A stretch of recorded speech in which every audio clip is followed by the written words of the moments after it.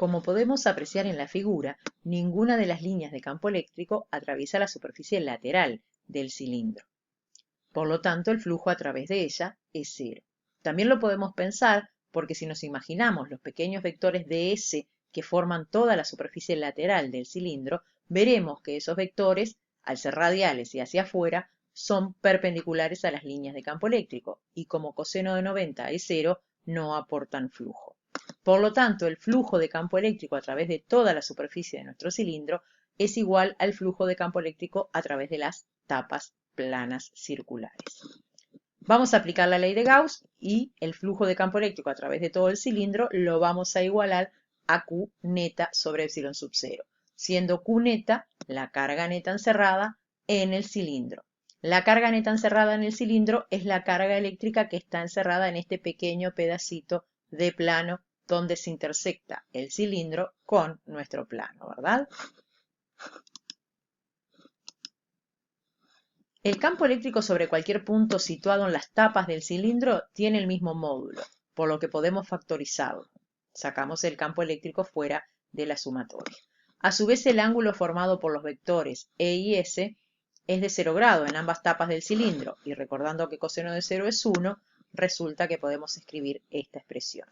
Finalmente, la sumatoria de todos los pedacitos de superficie es el área de las dos tapas del cilindro, siendo igual entonces a 2A. A es el área de una de las tapas. Por lo tanto, sustituimos y ponemos E por 2A, este es el flujo de campo eléctrico a través de todo nuestro cilindro, porque es el flujo en ambas tapas, es igual a carga neta sobre epsilon sub 0. Si nosotros despejamos el módulo del campo eléctrico de acá, nos queda carga neta sobre 2 por A epsilon sub 0. Ahora, carga neta sobre A es, recuerden que es la carga neta en nuestro cilindro. Carga neta sobre A, siendo A el área del círculo, es la densidad superficial de carga. Entonces, el campo eléctrico creado por un plano infinito uniformemente cargado queda dado a través de esta ecuación. Así calcularemos el módulo del campo eléctrico que un plano cargado genera. Sigma sobre 2 epsilon sub 0. Obviamente con el valor absoluto de la densidad superficial.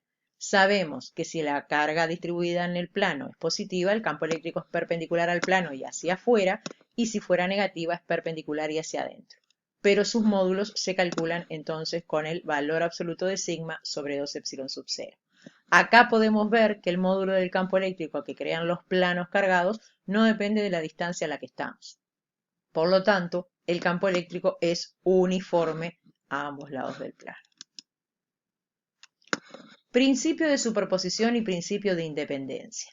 El principio de superposición para campos eléctricos nos dice que el campo eléctrico total por efecto de un conjunto de cargas es igual al vector resultante de sumar todos los campos eléctricos de todas las cargas.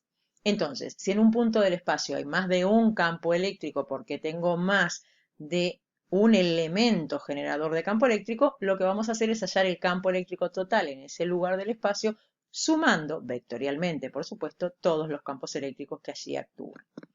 Y el principio de independencia lo que nos está diciendo es que las diferentes distribuciones de carga tienen entre ellas una influencia débil, y las características de los campos eléctricos que generan no se ven modificadas por la presencia de las otras.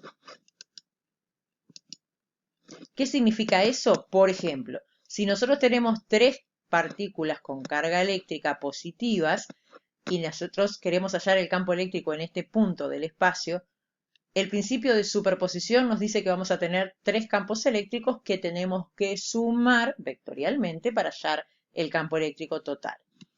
El campo eléctrico que crea la carga 1 es radial y hacia afuera, y su módulo lo calcularíamos con la ecuación K por Q1 sobre distancia 1 al cuadrado. La carga 1 en este punto crea un campo eléctrico cuyas características no se ven influenciadas por la presencia de las otras. Ese es el principio de independencia. Ahora pensamos en la carga 2, que también es positiva y que en este punto genera un campo eléctrico radial hacia afuera, cuyo módulo se calcularía con la ecuación ya nombrada, y lo mismo para la carga 3. Encontramos entonces las características de estos 3 campos eléctricos pensando que existe cada una de estas cargas en forma independiente. Y luego lo que hacemos son estos tres vectores rojos sumarlos. En este caso, en este ejemplo, se está sumando el campo 1 con el 2 con el método del paralelogramo y luego esa resultante con el 3, un nuevo método del paralelogramo, y acá tenemos este vector que representa el campo eléctrico total en este punto del espacio. Este es otro problema muestra, extraído del libro, que es campo eléctrico generado por dos planos cargados. Acá tenemos dos planos cargados paralelos, uno con densidad superficial de carga sigma positiva y el otro negativa. Pero lo interesante es que los valores de las densidades superficiales de carga son el mismo. Signos contrarios, pero el mismo valor de densidad superficial.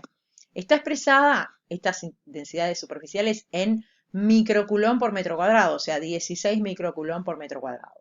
Cuando vayamos a utilizar este valor, tenemos que pasar los microcoulomb a coulomb, o sea que serán 16 por 10 a la menos 6 coulomb por metro cuadrado. La idea es encontrar el campo eléctrico resultante entre los planos, a la izquierda del plano A y a la derecha del plano B. Acá tenemos una representación de los campos eléctricos que cada uno de estos planos genera en cada una de estas tres zonas. Este es el plano positivo, crea un campo eléctrico radial y hacia afuera, perdón, perpendicular al plano y hacia afuera, también de este lado perpendicular al plano de hacia afuera y también de este lado. El plano con carga negativa nos genera un campo eléctrico perpendicular al plano y hacia el plano de este lado y hacia el plano de este lado también. Los vectores campo eléctrico, cualquiera de estos 6 vectores campo eléctrico se calcula como sigma sobre 2 epsilon sub 0, cada uno con el sigma correspondiente, que casualmente en este caso tienen el mismo valor absoluto.